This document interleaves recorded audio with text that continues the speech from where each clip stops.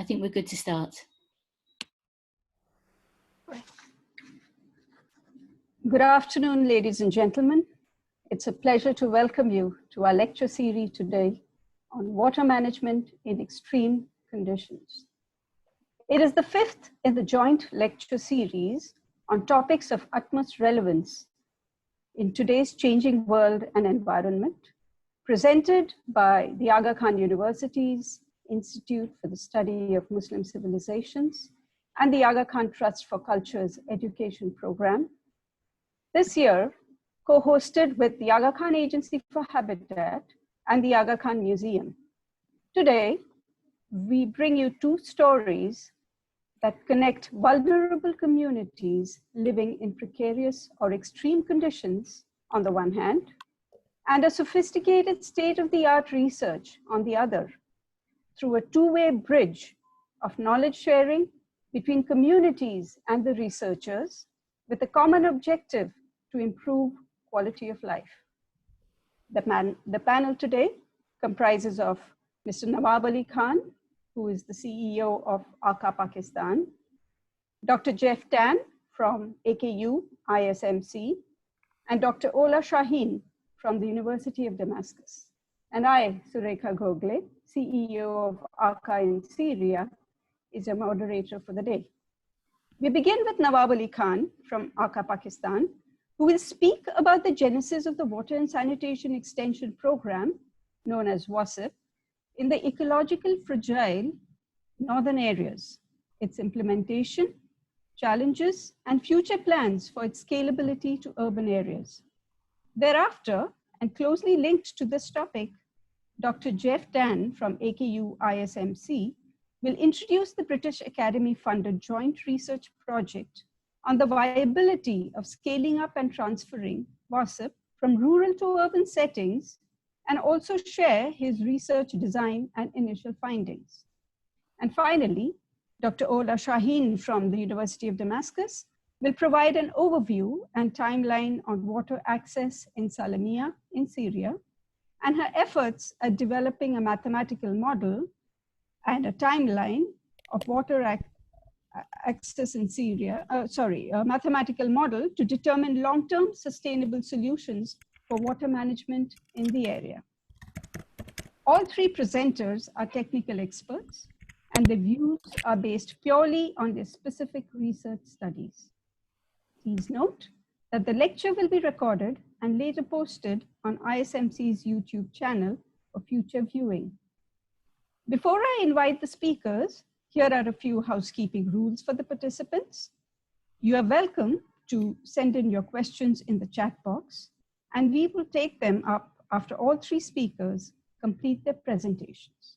So may I please invite Mr. Nawab Ali Khan to make his presentation. Over to you, Nawab. Thank you very much, Surekha. Hello, everybody. I'll just share my screen. Is my screen visible to all of you? Surekha, can you see that? Yes, it is. Yes, it is visible. Please go ahead. Okay. Thank you very much. The WASIP program was conceived in the northern parts of Pakistan. You see on this slide a glimpse of the beautiful terrain of northern Pakistan, which are home to many of the highest mountains of the world, including some very famous peaks, including Nanga Parbat, Rakaposhi, and the second world highest mountain, Ketu. The world's three largest mountain ranges, namely Karakoram, Hindu Kush, and Himalaya, converge into a place called Bunji in Gilgit-Baltistan. Those mountain ranges are the biggest sources of frozen fresh water outside the North and South Pole. Some people refer to them as the water towers of the world. However, due to difficult terrain, harsh climatic conditions, remoteness, low education level, and limited resources, the communities living in these areas have not been able to fully benefit from this precious natural resource. The area is home to about 2 million people. WASIP was conceived in 1997 in this area to address the issues of clean drinking water. Traditionally, in these areas, like many other parts of the world, collection of water is generally the women and children's responsibility, and they walk on average 3 kilometers a day to collect drinking water. Lack of sanitation facility has remained another major challenge. In many areas, women will either wait till the dark or use kettle shades. A study of the Aga Khan Health Services in early 1990s revealed that waterborne diseases were a major cause of high level of child mortality. The Aga Khan Planning and Building Service Pakistan designed and implemented an action research projects during 1993-1996, which led to the creation of WASIP program, the Water and Sanitation Extension Program, in 1997. The findings of this action research phase were very interesting. About 900 villages were included in the research, and it was found that in 500 villages, water schemes were already in place through government or NGO funding. However, less than 20% of these schemes were found satisfactory. The main causes identified for this low satisfactory level of the number of schemes were: number one, there was no or very limited community ownership; number two, no quality management in place, water quality management; number three, no post-project maintenance mechanism was in place; number four, lack of health and hygiene education; number five, the source of water were not protected in many cases, and these were getting contaminated by animals. Once the scheme started having maintenance problems, the people will just wait for the government or any external help to come and fix those issues. The research suggested a comprehensive community-based water program for sustainability and positive impacts on the quality of life of the people living in this area. On this slide, you would see that WASIP in 1997, when it was initiated as an integrated community-based water supply project. The program was a package of 5 components, which included reliable physical infrastructure, community ownership, water quality management, health and hygiene education, household sanitation, and grey water drainage. I will talk in some details about these components in the next slides. Community mobilization was the central pillar of all interventions. Strong community mobilization process was put in place.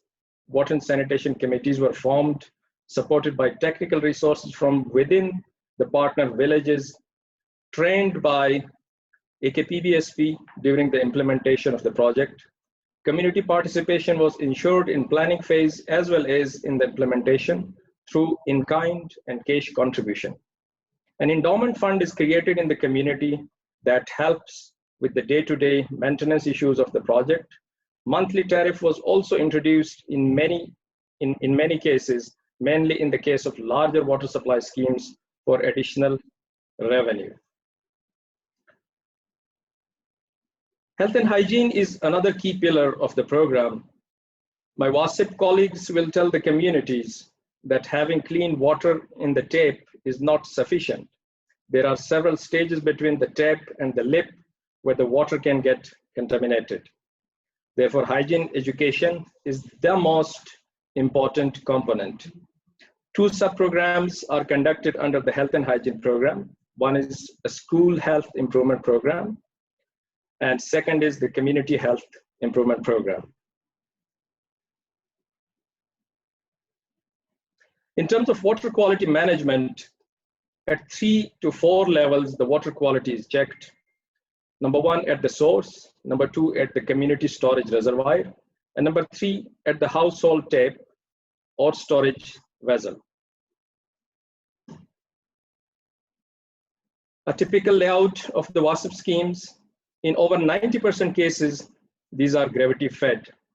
A spring water source with required quality and sufficient quantity is identified in the mountains, and that is piped to the community. This map shows the high mountain communities of Gilgit-Baltistan mainly, Pakistan mainly, Chitral and the Gilgit-Baltistan area. You would see that our intervention has been, the WASIP schemes have been in almost all the districts. 600 settlements with over 500,000 people are benefiting from these schemes, and about $1 million of endowment fund has been raised by these communities for the future operation and maintenance, besides their contribution in the capital costs. We have reached to the remotest and highest altitude settlements. In 2010, a study of 100 schemes, about 1,000 households were conducted, and it was found that over 90% of the schemes that were built since 1997 were functional, and the quality of water was at the desirable level. Our studies have shown significant increase in hygiene status and reduction in diarrheal cases. As per WHO, up to 50% reduction was found in diarrheal cases, which was printed in one of their bulletin. We have also found that in several places, the water supply has proved to be a source of inter-community harmony. Years of old disputes over water sources were resolved through the WASIP community mobilization process.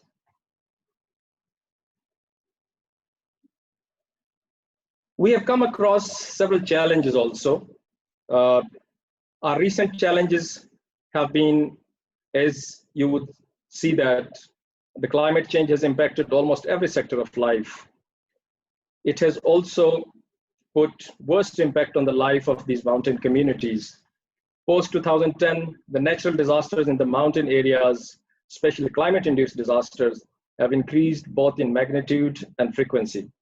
That has had worse impact on the community physical infrastructure, including the water supply systems in the mountain communities.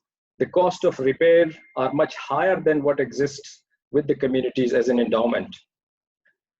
Impacts of climate change coupled with COVID in recent years, at least in the last 2 years, has affected the livelihoods of the communities and the capacity of community for cash contribution. We have seen a decline in donor funding also for such interventions in this area. However, there are increasing opportunities as well, which are, number one, the government is taking interest in the WASIP model. Public-private partnership is an opportunity. In recent years, we have implemented over 70 schemes with funding support from the government and trained government officials on the WASIP approach. There are almost 10 government staff which are based in our office each year, whom we trained on the various approaches or components of WASIP program. We believe that there is greater potential for water financing through the achievement of financial sector, through the engagement of financial sector to make loan financing available for water projects.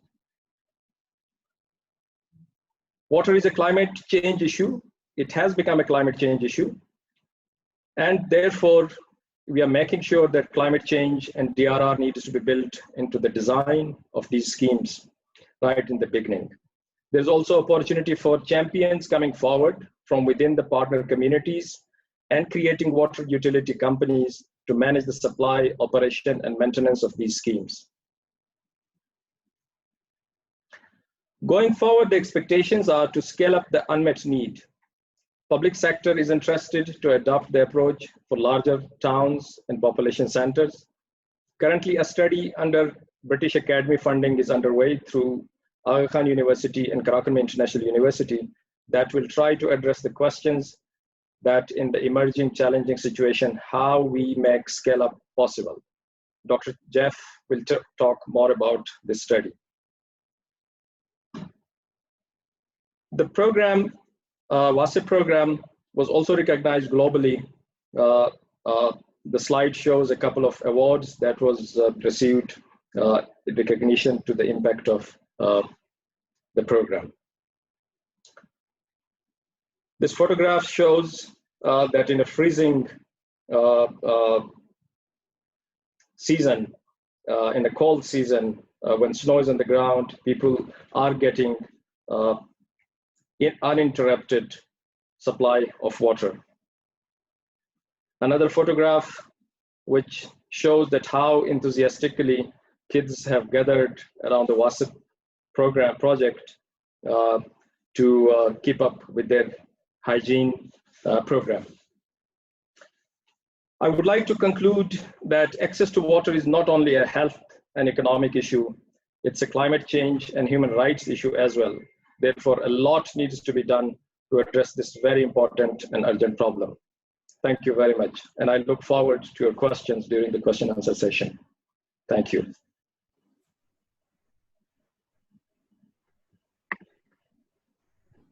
Thank you, Nawab. Thank you very much for this very informative presentation. And thank you also for remaining within the time limit, which is excellent. May I now invite Dr. Jeff Tan to deliver his presentation. Thank you. Thanks, Trishna. Nawab needs to unshare his slide first. Thanks, Nawab. I'm trying to.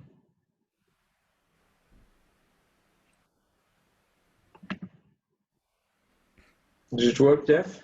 Yep. Okay, great. Thank you. Thanks, Nawab.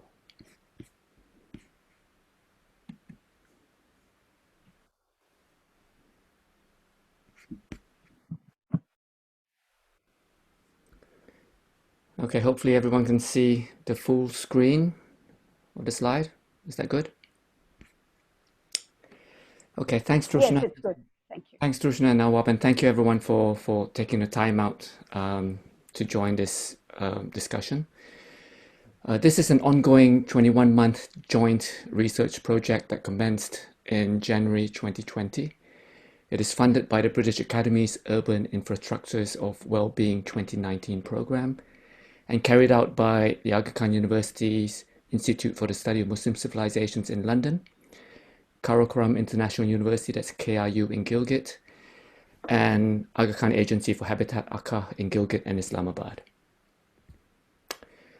This program is part of the UK government's Global Challenges Research Fund to improve infrastructure development and well-being under rapid urbanization in the global south. In line with the scope of the program, this joint research is interdisciplinary, combining economics, anthropology, geography, and engineering. It relates to SDG 6 on clean water and sanitation, and SDG 3 on good health and well-being. It incorporates women and gender as a substantive part of the analysis.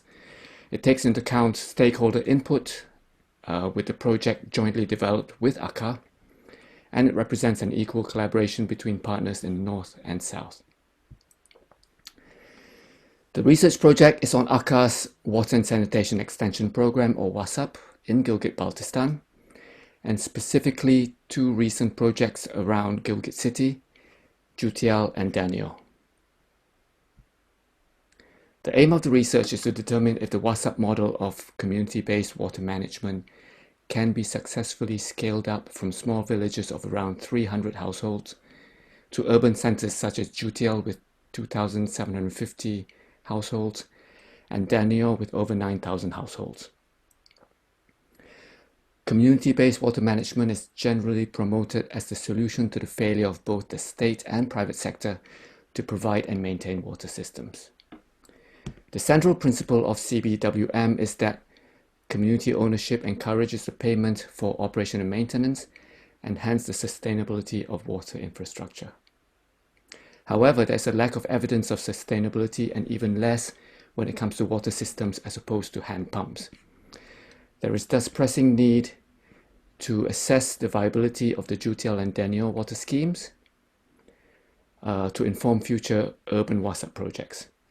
Now, to answer our central question on the viability of scaling up WASAP, we first ask, how successful and how sustainable existing WhatsApp projects have been.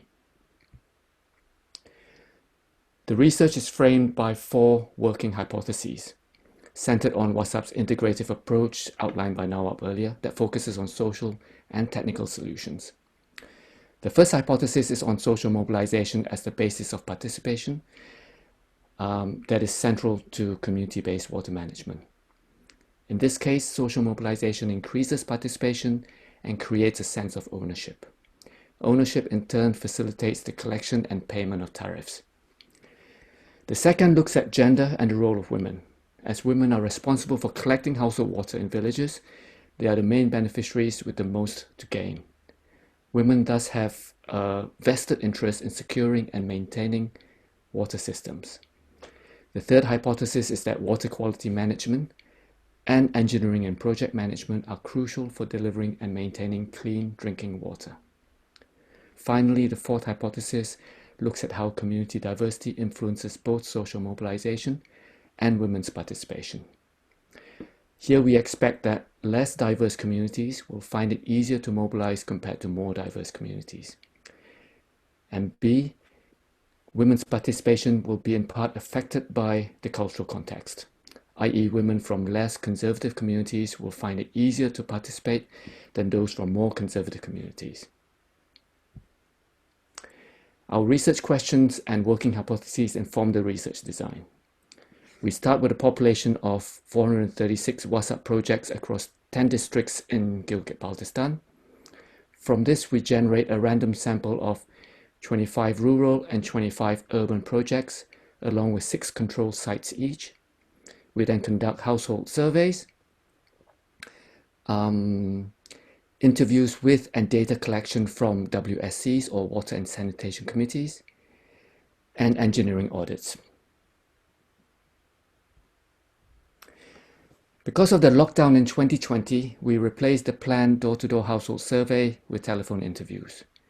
But following an even lower than expected response rate that was prolonging the fieldwork period, along with enumerators wanting to gain experience from face-to-face interviews and the eventual easing of the lockdown in Gilgit-Baltistan, we switched back to door-to-door household surveys.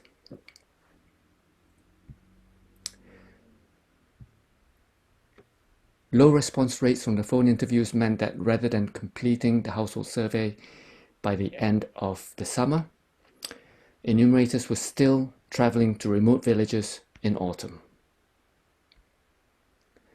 and traveling on foot when the roads ended or became impassable by November.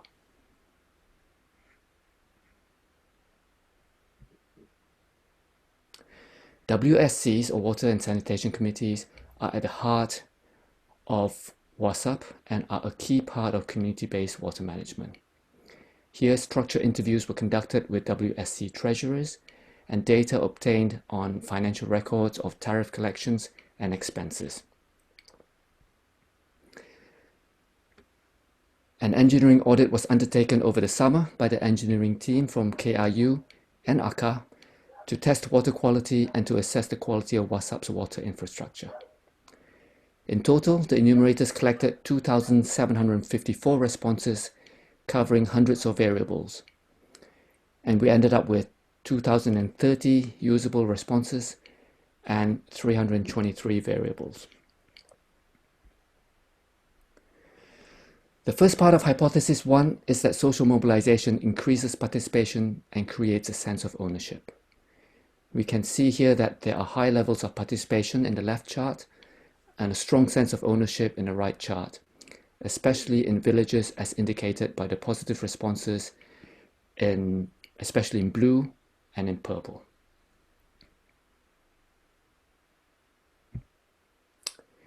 The second part of hypothesis 1 is that increased sense of ownership in turn facilitates the collection and payment of tariffs.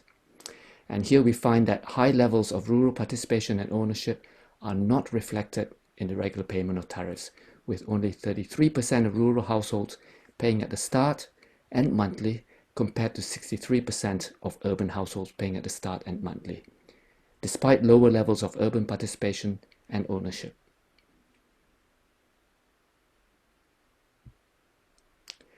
The first part of hypothesis 2 looks at gender and the role of women. As women are responsible for collecting household water in villages, they are the main beneficiaries of water systems and have the most to gain. Chart A shows that rural women in particular report an overall reduction in time required to access WhatsApp water. The second part of hypothesis 2 is that as women have the most to gain, they also have a vested interest in securing and maintaining water systems and will thus be motivated to collect and pay tariffs. This can be captured in the level of women's participation in activities, leading to WhatsApp. Note that responses for not at all are summed up in a single light brown bar, so 37% of rural and 56% of urban women have not participated at all, and this bar dominates the overall picture. However, positive responses for participation are spread across a number of answers in terms of only a little, somewhat, quite a lot, and very much. Once we add up these different positive responses, we have a 58% of rural women participating compared to 37% not involved at all.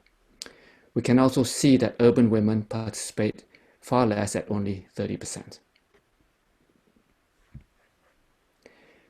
The success of WhatsApp is also reflected in higher levels of satisfaction with the quantity and quality of water. These results are similar in the winter and summer and are confirmed by water quality testing by the engineering audit team from KIU and AKAH, with around 90% of sites tested complying with WHO standards. This supports hypothesis 3 about the importance of water quality management and engineering and project management. The question of sustainability largely hinges on the regular payment of monthly tariffs for operation and maintenance. We know that 63% of urban households pay monthly. We then looked at whether this was related to hypothesis 4A, that less diverse communities will find it easier to mobilize compared to more diverse communities. We define homogeneous communities as those where the main religious group comprises 90% or more of total households. Here we find that 75% of households in homogeneous urban communities pay regularly compared to only 25% of households paying regularly in non-homogeneous or more diverse urban communities. This is not the case with rural households, and this evidence will require further investigation. So what do the preliminary findings tell us about whether WhatsApp can be scaled up and transferred from rural to urban settings? As the research is ongoing, it is still too early, but we are now in a better position to identify what additional information we will need to answer this question. Evidence for hypothesis 1 on social mobilization and hypothesis 4A on community diversity indicates that participation and ownership may not be as important as the composition of communities when it comes to monthly payments of water tariffs in urban projects. This suggests that projects in more diverse urban communities may require additional support from AKAH.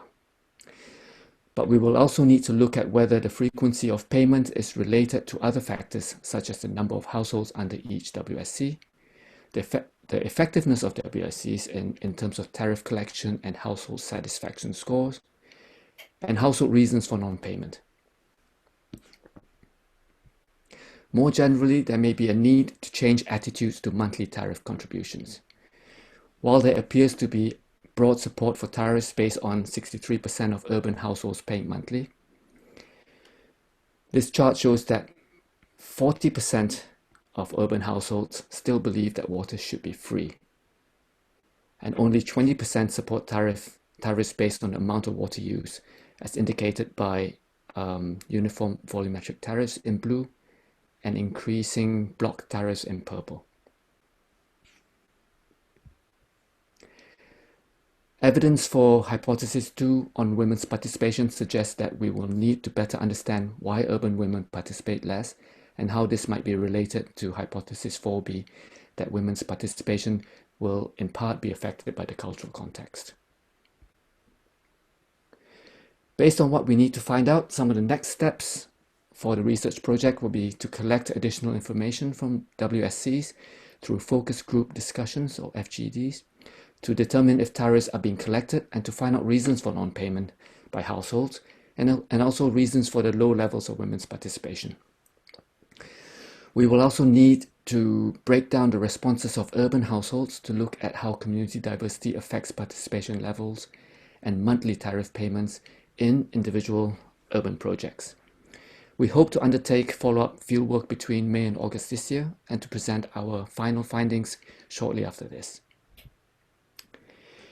To conclude, I would like to thank the British Academy's Urban Infrastructures of Wellbeing 2019 programme for making this research possible, and the research team for all the hard work, as well as AKAH in Islamabad and Aga Khan University in Pakistan for the ongoing support. Thank you.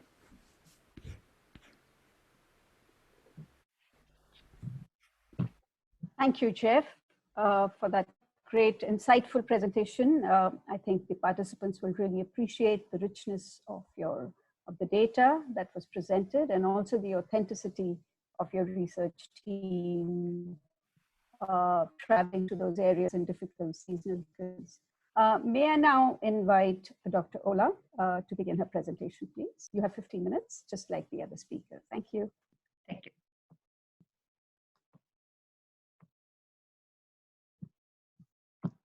Sorry, just.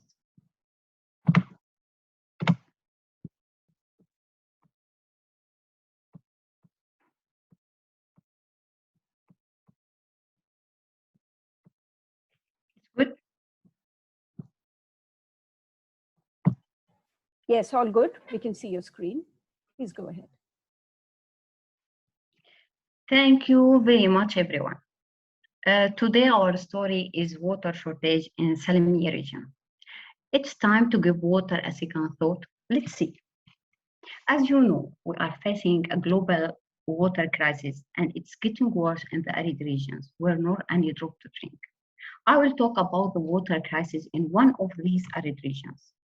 This region is Salamieh, which is located in the middle of Syria, 34 kilometers southeast of Hama city and 45 kilometers northeast of Homs city. Its population was estimated to be about 350,000 individuals in 2015, with a mean precipitation of only 295 millimeters per year. Drought has negative impacts on all life aspects of there. Let's have a look at the history of water in this region. Salamieh region was like an oasis, rich in siblings, and water has been well invested during the Roman era up to 1951 through Roman canals. For example, through Ashik Canal, Salamieh springs have been known as the main water resources for the historical city of Akami. It's inconceivable to see the situation in this region turning into permanent water scarcity. Our story of water shortage began after 1951, when cotton began to be cultivated, and large wells have been drilled randomly. 10 years after that, we had a dramatic decrease in the groundwater level. Despite this decrease and drought frequency, cotton continued to be cultivated until 2000s. And like that, cotton farming was one of the main factors that turned that oasis into asymmetry. What happened? Why would it now? Salamieh region doesn't have access to enough drinking water. Is this normal? It isn't normal anymore. Normal is gone. The emerging water shortage in Salamieh is important and serious. This is because of many reasons. Drought, increasing population growth, and mismanagement of water resources. All of these reasons led to increased water consumption and therefore to depletion groundwater level at the basin level. And some villages reached the level of day zero. Here is a simple comparison of springs water flow between a wet year, 2003, and a dry one in 2010. We can clearly see the difference between the 2 years. The springs of Salamieh, the rainfall of Salamieh region is characterized by its temporal and spatial distribution. with an important succession of drought cycles. As can be seen here, we had two important cycles of drought. The first between 2004 and 2012, and the second between 2014 and 2018. After these cycles of drought and during the war, you can imagine how the situation of water in this region has become. It's worsened, especially with the increasing of population growth. In Salamieh city, we need at minimum 50,000 cubic meters of clean water per day. The main quantity of this water comes from the two water pumping stations, Alcantara and Shumari, which are outside of the city. Water is supplied to households periodically every 6 days. At rural Salamieh, most of the governmental wells have become dry, and the rest is unstable in quantity and quality.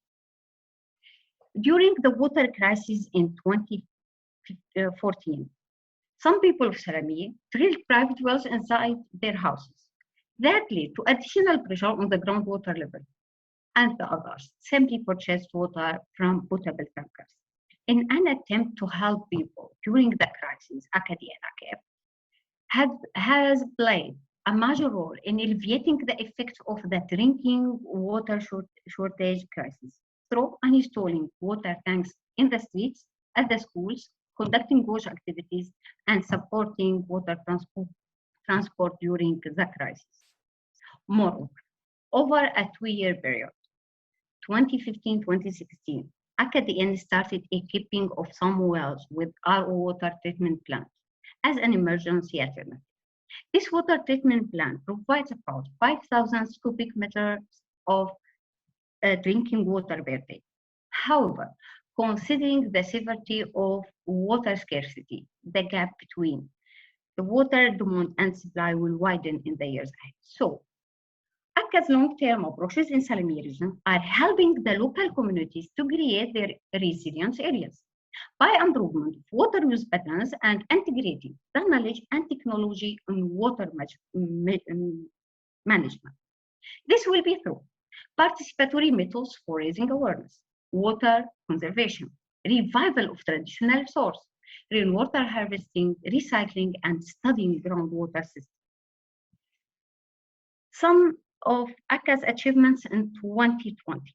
To improve access to safe drinking water, AKAH supported the operation and maintenance works in the two water pumping stations in rural Salamieh and the RO water treatment Salamieh city. Around 67,000 people were reached with 30,162 cubic meters of clean water in 27 communities, 9 urban communities in Salamieh and 70 rural communities in Salamieh sub-district, including 41 schools, 16 urban and 25 rural, and 7 rural health centers. AKAH also supported the water tracking services in peri-urban village in eastern Salamieh sub-district, as can be seen here in these pictures, where around 4,889 households received around 11,267 cubic meters of clean water. As rainwater harvesting is becoming a viable alternative for supplying our households with water, AKAH started a pilot project in peri-urban village to demonstrate the technical solutions at the household level to collect rainwater. And to aid the fight against COVID-19 pandemic, AKAH supported the implementation of a 15-day sterilizing campaign targeting 25 public facilities in Salamieh city, in cooperation with the municipality and the CERT team, as well as installed hand washing station in Salamieh city center.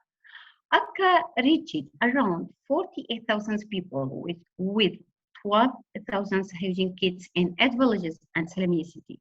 This activity is still ongoing in 2021.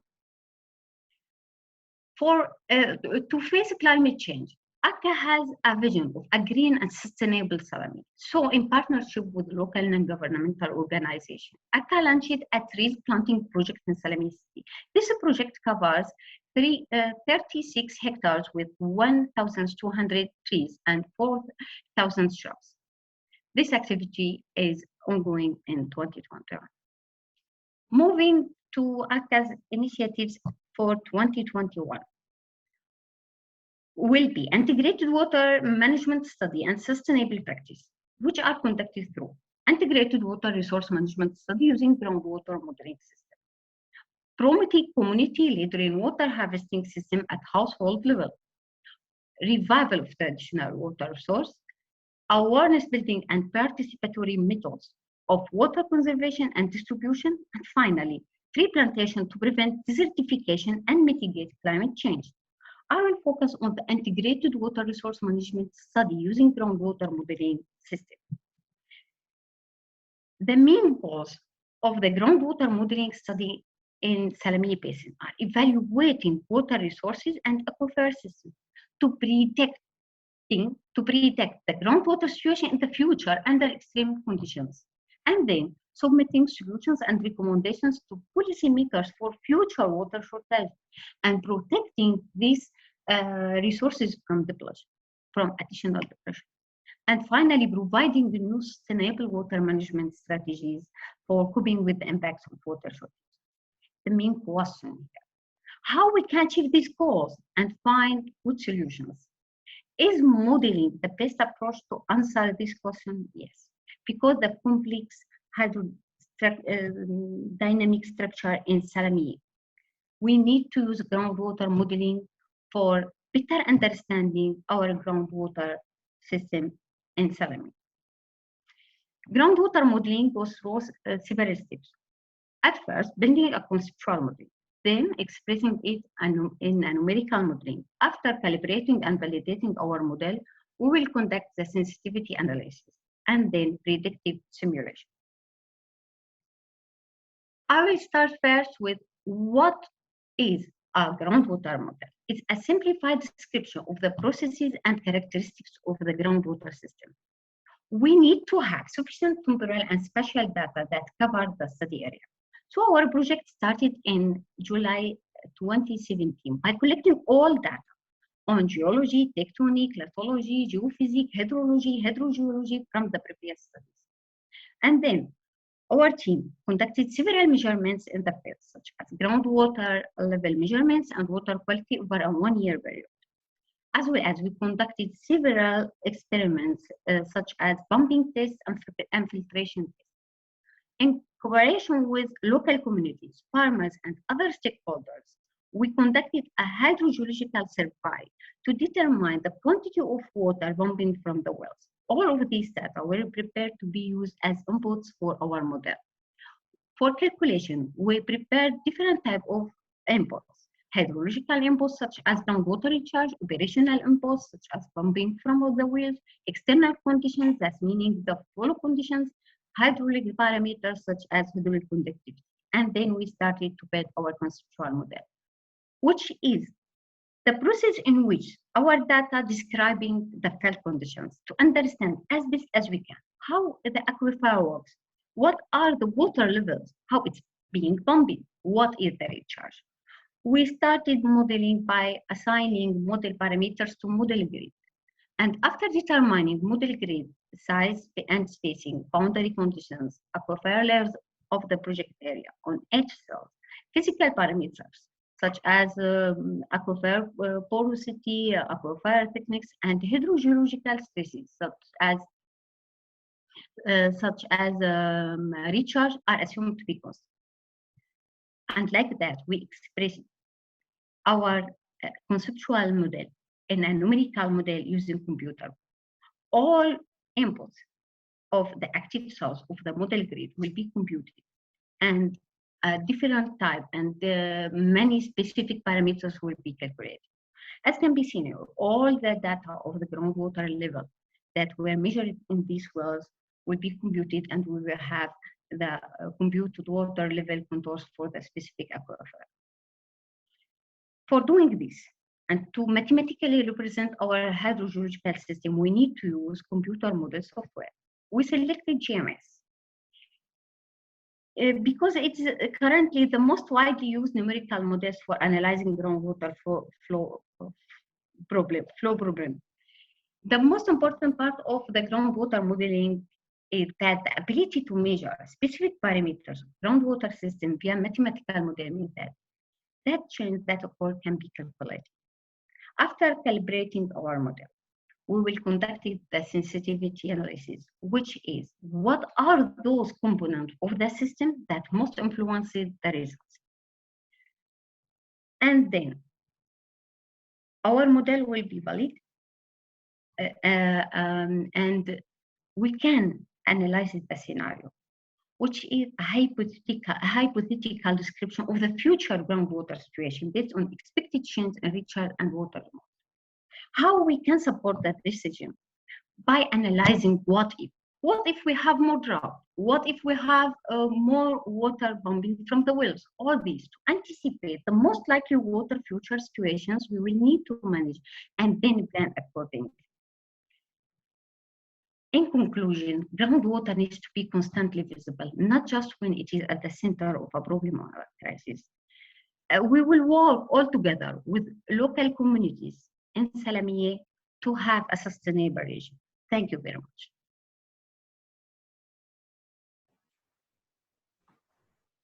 Thank you so much, Dr. Oula. That was a very nice and touching presentation. And congratulations on meeting your time limit as well. I will now request Trishna and Alex to take up the questions that have been pouring in. Really very good to see the enthusiastic response of our participants. So over to Alex and Trishna to air the questions. Thank you.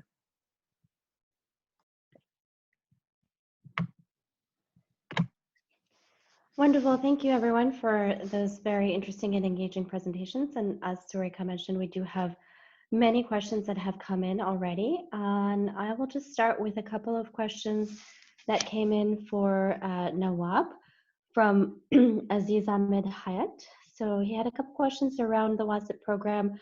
The first was around where the black water is discharged and what level of treatment is in place for sewer treatment plants.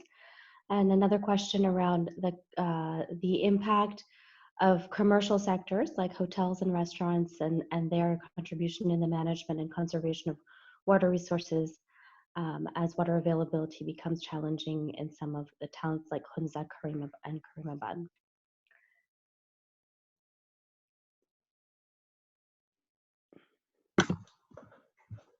Thank you, Trishna. Those are very important questions. As far as the disposal of the black water is concerned, in most of the cases in these small villages, they have soakaway pits, individual soakaway pits at the household level. But what we have started is that in the population centers, slightly larger community towns or villages, we are building these community level sewerage systems and putting in place water treatment systems. And we also have started, we did one project last year where we are using the effluent from this sewerage project for plantation of poplar trees. Which is a fast-growing tree in this area and used as a fodder, as fuel, as a timber in this area. So that's the model going forward, which we will be following. As far as the impact of the commercial sector is concerned, it's a very genuine issue. In some places, because of the flow of the tourists and the hotels, the consumption of water is the demand for water is at a very high scale. The mention about Karimabad or the central part of Hunza, where we are having multiple issues with the water demand. One is because of the climate change issues. The sources are destroyed, so that has reduced the supply of water. And secondly, the flow of tourists to this area, that's putting a lot of pressure on the existing supply. So what we are trying to do is that we are engaging with the hotel owners, with the shopkeepers, and whatever commercial entities are there, that they have to contribute. And in the case of Aliyabad, is one of the towns in Hunza, where the commercial organizations, the commercial entities are contributing into the operation maintenance fund, and they are also paying monthly tariff, which is slightly higher than what a household pays. Thank you.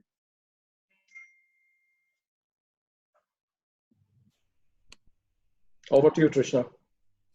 I think it's actually me. To save you lots of one voice, we're deciding to alternate the questions. So this, I have two from Khadisha Shah, and one is to you, Nawab, and then the second one is to Jeff. So if I ask yours first, Nawab, and then I'll come back to yours, Jeff. And he says, thank you so much for this informative presentation.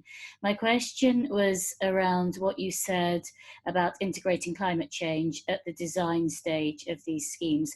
Could you kindly elaborate by giving an example about how this will be done? And as far as the DRR is concerned, I can understand.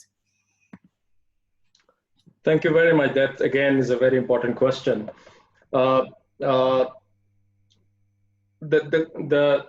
Integrating climate change is in the design of the water supply. When I said that, that meant that we need to work around conservation of water. So we come up with the efficient systems as much as possible. And at the same time, we work on recycling and reuse of the wastewater. As I gave an example of one of the projects which we did last year, where we are using the wastewater for plantation, for tree plantation. So those are something which we need to build at the design stage into these projects. So looking at the potential of each site, each village, and then building these concepts at the design stage. Thank you. Okay, so then Khadisha's next question was to Jeff, which is, hi Jeff, thank you for this presentation. I wondered what maintenance looks like. For example, in most places when we have an issue with our plumbing or pipes, we would call a plumber or the company that provides the service. And I wondered how somebody who experiences a problem at a house level should act. In winter, some of the pipes burst, and are there technically trained people who can provide this service? Thanks, Kutsia. Actually, Alex, this is probably more a question for Nawab, but I'll have a go first, and Nawab may want to elaborate. One of the reasons for contributing monthly tariffs to the water sanitation committees is to pay for the salary of a water sanitation officer who's the local plumber. So that's the person who fixes, who carries out minor repairs. In terms of burst water pipes in winter, I think that's a really good point, because one of the key features, one of the key engineering features of or engineering solutions of WASUP is burying pipes in 4 feet deep trenches, so that the pipes don't freeze in winter. So I would imagine that there would be less of an issue with burst water pipes. But of course, it's not to say that there won't be any maintenance issues. And one of the things that I didn't get a chance to touch on was the impact of, say, natural disasters as a result of, for example, floods or landslides or rock slides that can damage or wash away supply lines. And with small repairs and maybe even small natural hazards like that, I think the O&M fund, Operation and Maintenance Fund, can cover things like that. But for major disasters, that is a problem. And now what may I want to add to that? Thank you, Jeff. As far as the human resource availability of a technical resource is concerned, you very rightly mentioned that it's in the design of the program that in each of the villages there is at least one person, depending on the size of the village, at least one person is right from the beginning of the project, is engaged, selected by the community, who is trained by WASIP as a plumber, or we call him or her the water sanitation implementer. So so that person is available in the community for day-to-day maintenance issues. But if because of these disasters happening, the scale may be at a different level in different places. For that, then they can always reach out to WASIP, and our professional staff goes and provides the technical support wherever needed. As far as the freezing of pipes is concerned, Jeff very rightly mentioned that we advise and practice that it has to go below freezing level. But in some cases, we have found that this issue still exists. And we are trying to come up with ways, with technical solutions for those. At least there is one valley called Chipursan in Gilgit-Baltistan, which is at the high altitude area, where this is a major issue. And we are trying to come up with technical solutions for that. And this is a work in progress. Thank you.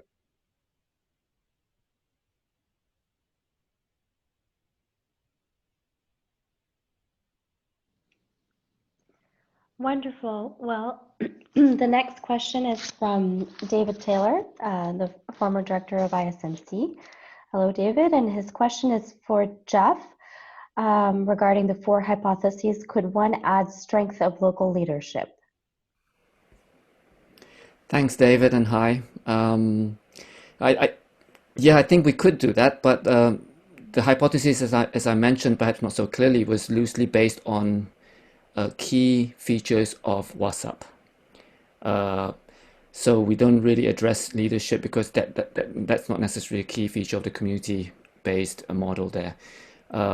Although we do address this in part through the household survey, which asks households how they would rate the performance of each WSC. So we have an idea, I guess, some sort of proxy of leadership there. But I think that's an interesting suggestion, and I'd be happy to discuss it with the team and with Nawab and even with you. Thank you.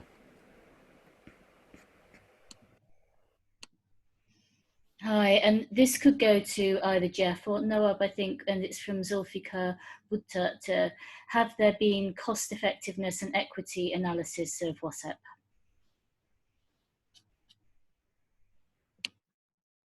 Jeff, do you want me to respond or you want to go first? Yes, please, Nawab. Okay. Well, thank you. Another great question. I think we so far we haven't really done this kind of professional study, but looking at some of the schemes, let's say done in 1997, on average, you could say that on one household, the cost comes to $150 to $250 per household of the overall scheme. And if a scheme is done in 1997 and it's still, as of today, 23, 24 years, it's supplying uninterrupted clean drinking of water, I think it's cost effective. But it's a great idea. We should be doing a cost effective analysis also, a proper study on this. Thank you. Now, if I can just add to that, I think Please. the theory is that for community-based water management is that communities can actually do things cheaper. And if we look at I guess the most famous sort of work on this is Arif Hassan's work on slums in Karachi, and how communities actually source and build sewerage systems for far less money than if the government or the private sector came in to build these to much higher standards than is actually needed in these communities themselves. Of course, the interesting thing in with WhatsApp is that actually standards are higher than public standards of engineering.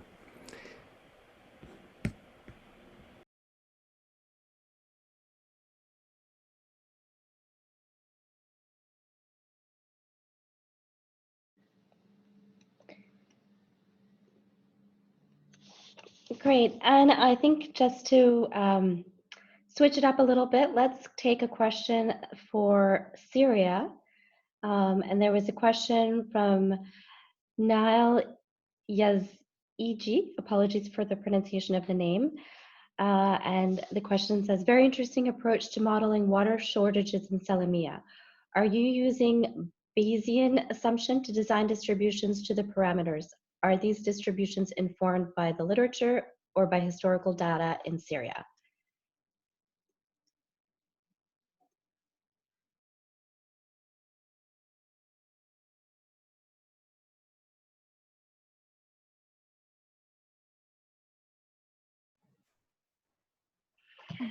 Thank you for this question. And really, we use Gaussian distribution because it's a relation to expected value and arithmetic means.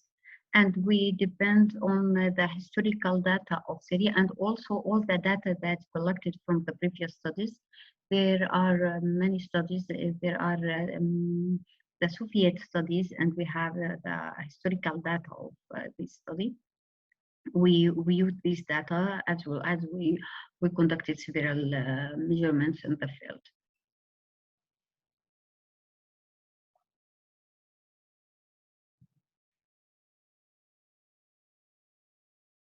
It's good. Hello. Hello. It's great, thank you. Sorry, I was just scrolling up to find the next question. Sorry, Oula.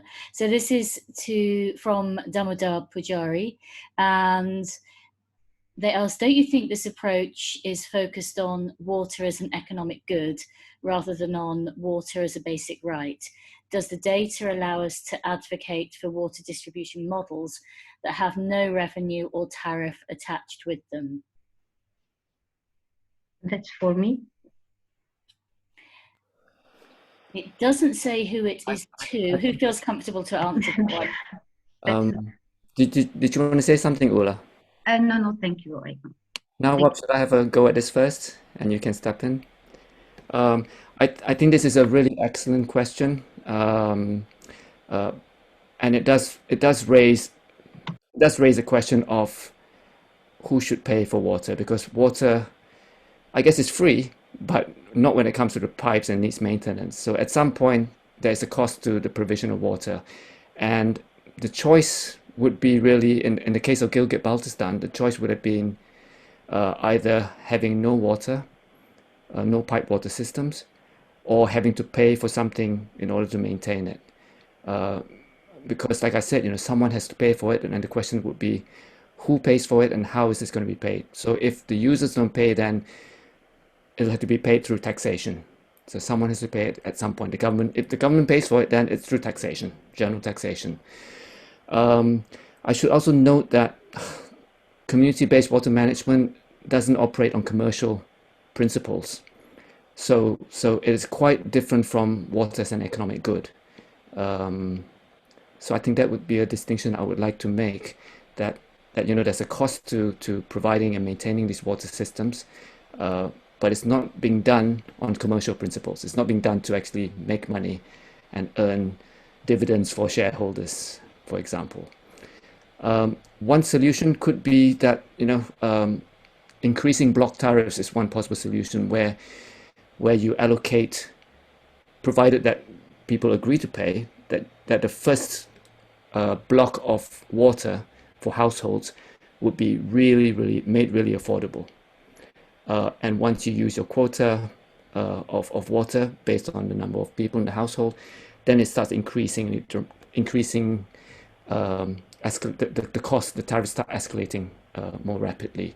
And that would be one way really to ensure that the poorest get access, but also that people don't use wash up drinking water to water the gardens for agricultural purposes, etc. So there'll be a conservation element there as well. But I guess you're speaking to an economist here, so my question is about incentives and about how things are funded. Nawab, do you want to have something to add to that, Nawab? No. Hi, thank you, Jeff. So Gulru Zacheva is asking, or she's saying, thanks a lot to all the three presenters for great presentations. My question is for Dr. Nawab regarding women's participation. What are the approaches of WASEP to involve women on the management level? Or by women participation, do you mean their role in the hygiene and sanitation of family members as housewives? Okay. Thank you very much for the question. Well, certainly women are a major stakeholder of the program and equally benefit from the programs. So the areas where where they are engaged in the program is initially in the planning phase, and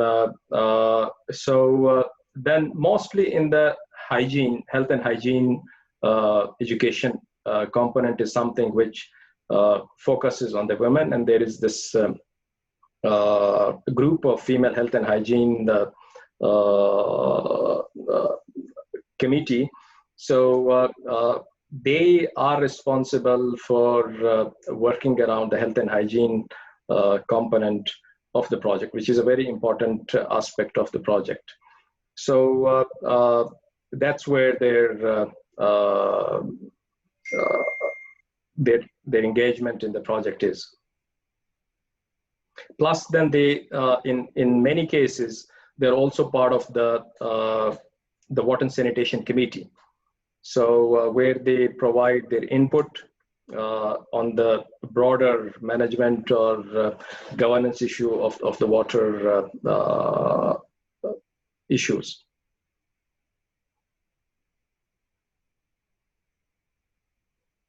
Thank you. Wonderful. And we have a couple of questions from Aziz Ahmed Hayat, both for Jeff and for Oula. So the question for Jeff was around access to water survey reports and water management technologies for both homes and agriculture, a question about that. And then a question on water quality and chemistry. Is the water quality up to international potable standards? I guess that could actually be directed at both Jeff and Nawab. And then the question for Dr. Oula was about considering water sensing technologies and community education as these are challenges in accessing potable water as well. Should I go first, Trishna? I can't. Sure.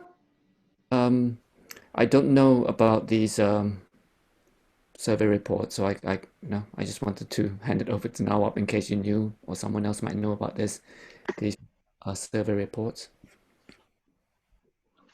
Well, what I can contribute to the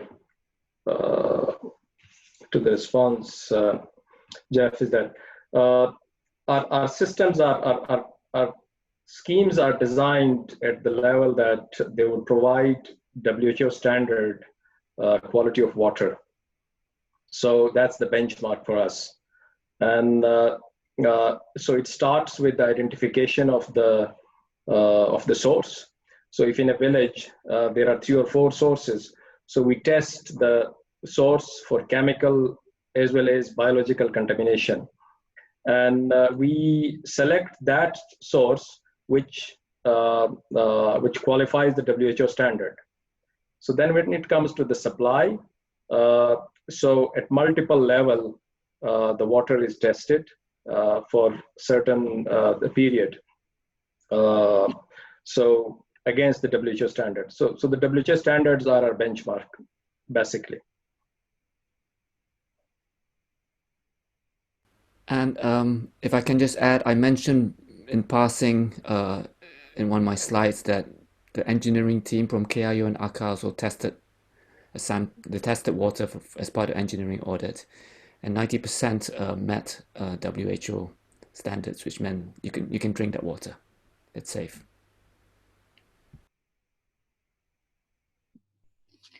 So this one is from James Westcote, and he said it's for all. And in the surveys, how is actual HH water use estimated in, and I think it's LPCD, as water service improves, do you anticipate a need to improve water use estimation and tariffs?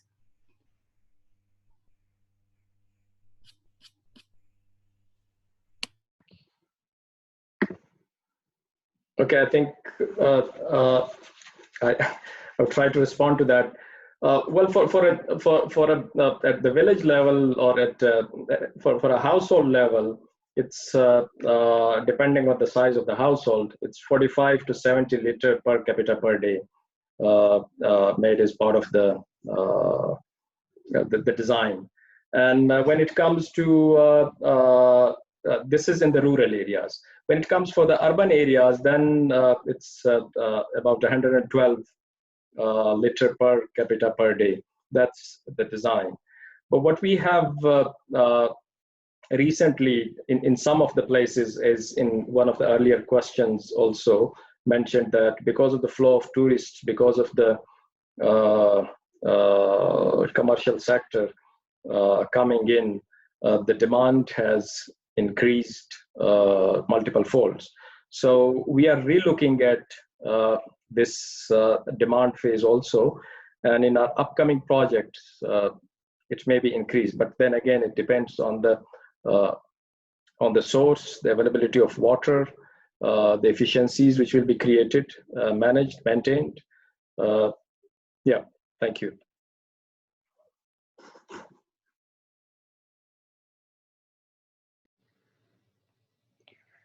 Great, and we have another question for Dr. Oula for the Syria project, and this one is from Khurshid Sana Khan. And the question is, how big is the size of groundwater resource in Salamieh, and for how long would it be sufficient, as there's a lot of reconstruction going on post-war in Syria, which can consume water faster than in normal times? Thank you. I can't determine now the size of groundwater.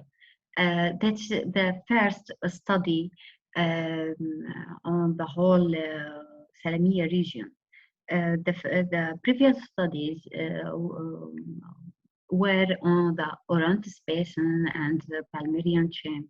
That's we have just a part of this data. And our project is the first project of our Salamieh region. We cannot determine the size of groundwater, but I think after our studying the hydrogeological properties in the basin, I can see that we have the promised area for water. I think we can do the best for management of this water, and then to develop the community and the region to be developed and more sustainable. But we need to call active. We can be active involvement of the community, not just to do the study. We need to participate with the local communities to change the behavior of water use, and many things we could do with we can do with the community. Thank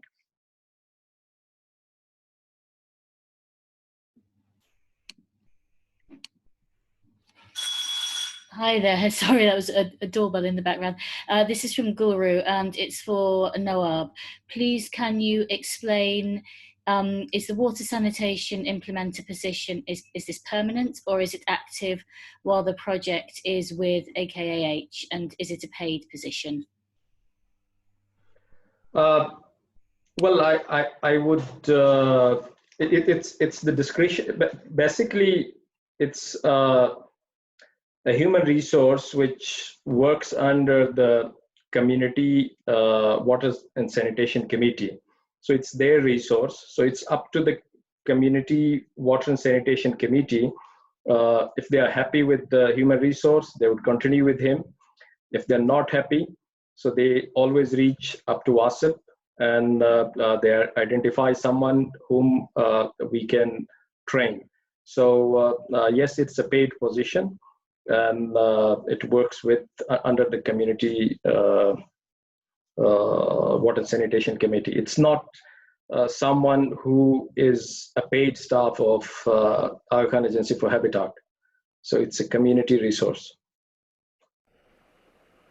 Now, I was just wondering whether Guru was also referring to the water and sanitation officer, the who carries out health and hygiene awareness raising. Yes, well, there are health and hygiene promoters within AKAH, which are in a way a permanent resource of the institution. They go to all of those villages where we are implementing this project. So, but then within the community, they would train a number of health and hygiene implementers. So that's different. So the health and hygiene implementers working within the community, they are part of the community. They're not a staff of AKAH.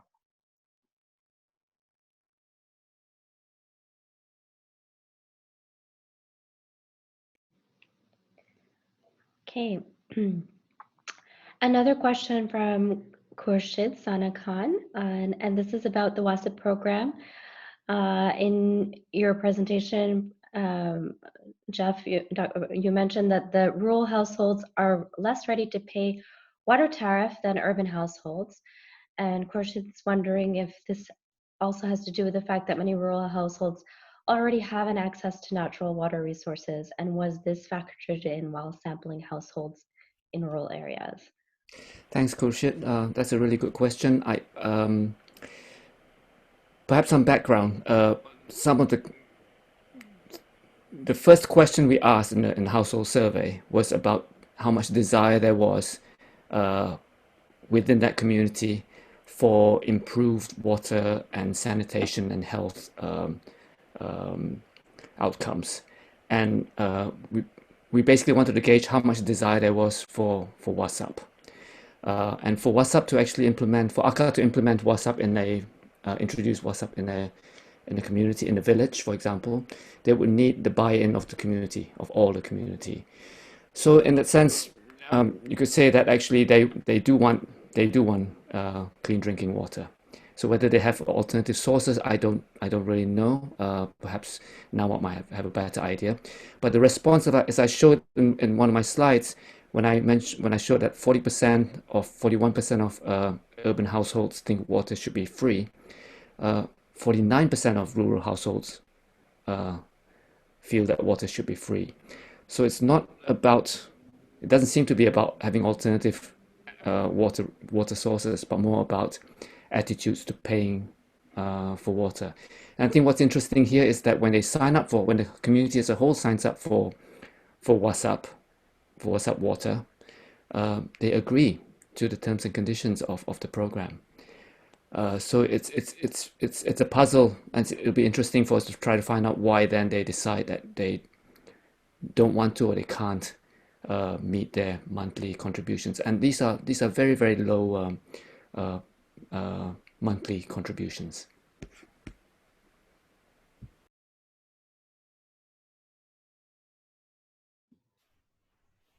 Nawab, you're on mute. Did you want to say something? Sorry, Jeff. Yes. So I just wanted to add that in the many of the schemes which were done in the beginning, since these were gravity fed project, the water supply systems, and without any additional energy required, and the water comes from a spring which is free. So the water tariff was not really made part of the initial schemes. So, but later on, when the size of the schemes increased in terms of number of households, so that's where these tariffs came in. So I think there have been two key reasons. Number one, where the supply is already uninterrupted and people are getting water, and there is no major maintenance coming up, and people can cover their maintenance cost through the Operation Maintenance Fund, which they have put in place. So the Water and Sanitation Committee may not force the households to pay their monthly tariff. So that's one thing. The second is that people also, because of the recent climate change issues, people's livelihood have been impacted a lot. So crops have been damaged, houses have been damaged. So there is a general lack of capacity to pay, or the buying capacity has been impacted rather. So it's not unique to the WASIP schemes. You would see that people have not been able to pay school fee of their children or health bills. So those are also, it's also an economic issue, an overall economic issue faced by the area.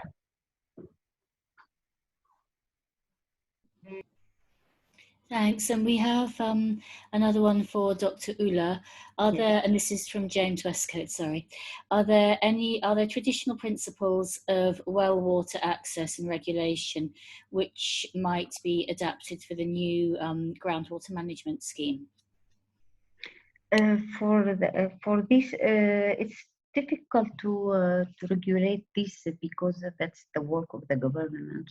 Our work will be to participate this work by educate the community, especially women in the region. That's not our. We have many goals about this, but we must work with the policymakers for this. If I understand. Thank you.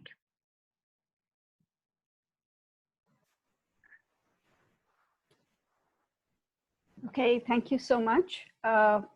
We're actually almost at the end of our session today. That was a really great set of presentations. So many thanks to the presenters and also to the communities and all the stakeholders who made these presentations possible. Yes. And so thank you, participants, for your enthusiasm as well. And we would like to wrap the session now. Thank you so much. Have a great day. Bye-bye. Thank you. Thank you.